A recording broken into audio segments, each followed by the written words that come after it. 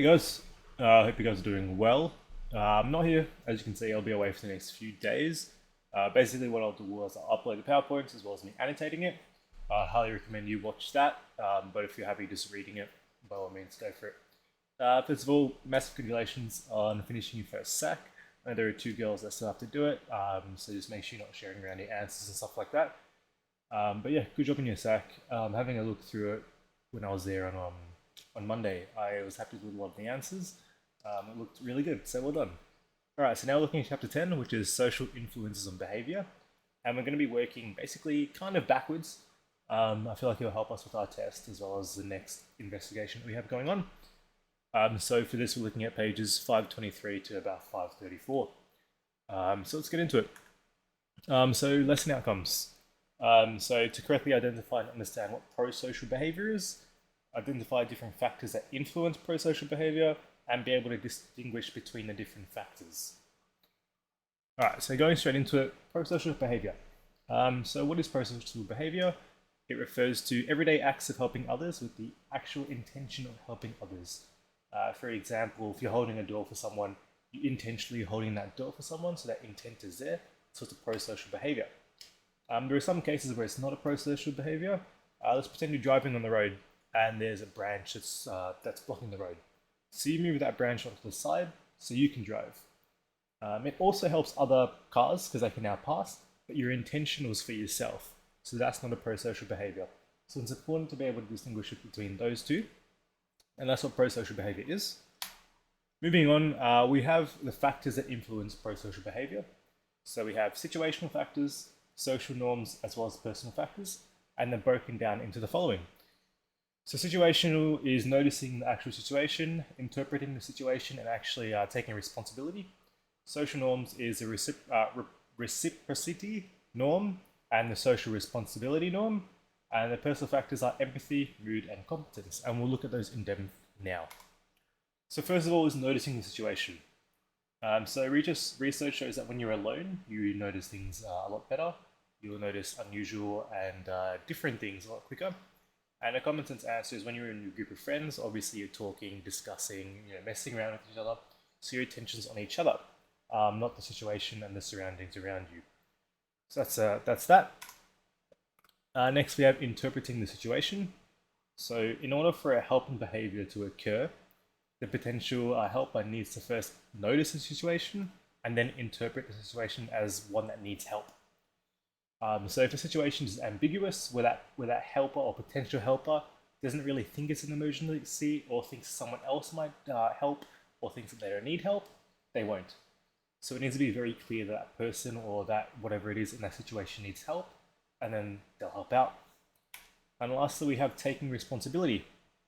So we often notice that and correctly interpret things, but we're unlikely to intervene unless we believe it's our responsibility.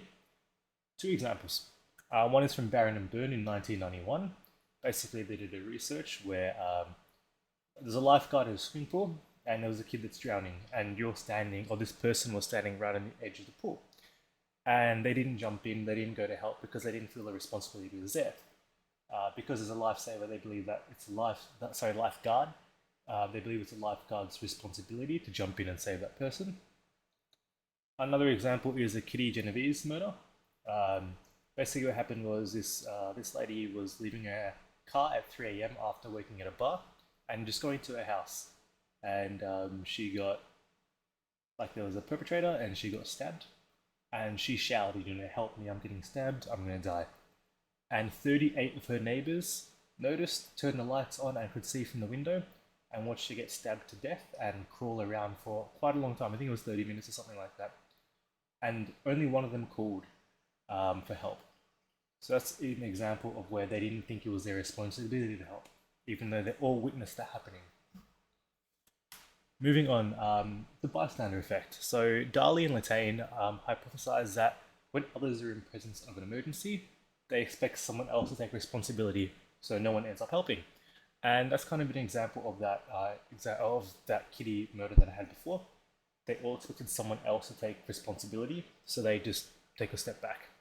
This is actually called the bystander effect, which is a tendency for individuals to be less likely to help another person in need when other bystanders are present, or believed to be present compared to when they're alone.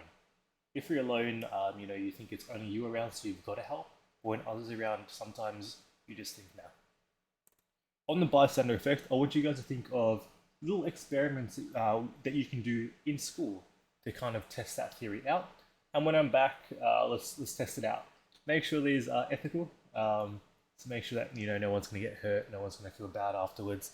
Basically, think of some bystander effect experiments we can do, and if they're good, maybe we can test it out in school. Moving on to social norms, we have the reciprocity norm. Pretty sure I'm not pronouncing that right.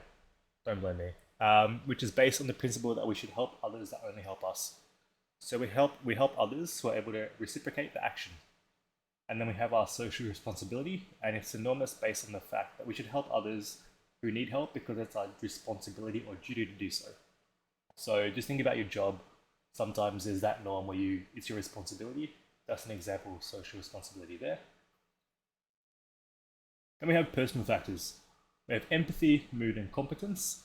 Empathy is people are more likely to help if we feel sorry for those people in emergency, or if we understand where they're coming from. Second one is mood. If we're in a good mood, we're more likely to help as well, because it'll make us feel good and it'll keep us in that good mood.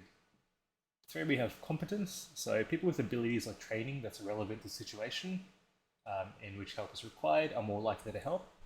So for instance, if I'm a paramedic and you guys are just students, if we both witness someone, getting stabbed, it's my responsibility because I have the better training. I have the competence for that, whereas you guys might feel that you're not competent enough to help someone who's gone stabbed. That's an example. That's about it. I know I zoomed through it. I just want to make these videos short and sweet. For now, your tasks are to read box 10.5, which is on page 534, which is on altruism, and take notes on that. And then we have two learning activities for you guys to do, 10.21 and 10.23. Sounds good. Have a good one, guys.